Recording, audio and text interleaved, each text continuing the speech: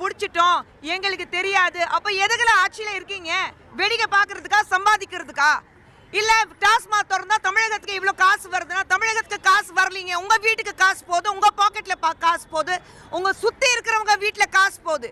அடுத்த 7 தலைமுறை இல்ல, அடுத்த 70 தலைமுறை இருந்தாலும் நீங்க வீட்டுல உட்காந்துட்டு சாப்பிட்ட அளவுக்கு நீங்க சம்பாதிச்சு வச்சிருக்கீங்க.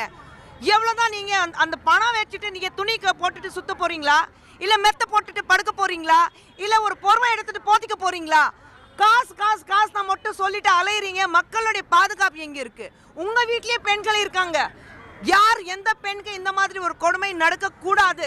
ஆனா நான் கேட்கிறேன் ஸ்டாலின் அவர்களே, உங்க வீட்டுல ஒரு பெண்ணுக்கு இந்த மாதிரி கொடுமை நடந்ததுக்கு அப்புறமும் 24 மணி நேரம்ல நாங்க புடிச்சிட்டோம், 48 மணி நேரத்துல நாங்க புடிச்சிட்டோம், சுட்டுட்டோம், இதுதான் பதில் வருமா உங்க கிட்ட இருந்து? அப்போ உங்க ரியாக்ஷன் என்ன இருக்கும்?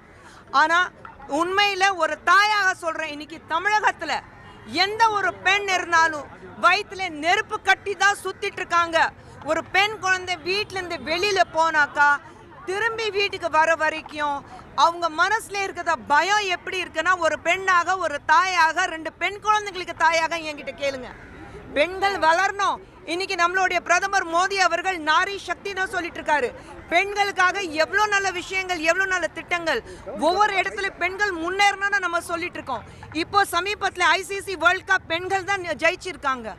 இவ்வளோ நல்ல விஷயங்கள் நடக்கும் போது தமிழகத்துக்கு மட்டும் ஒரு பாசிட்டிவ் நியூஸ் இந்த தமிழகத்துல திமுக ஆட்சி வந்ததுலேருந்து இது நல்லது, பெண்களுக்காக இவ்வளோ நல்ல விஷயங்கள் நடந்திருக்கு சொல்ல முடியுமா?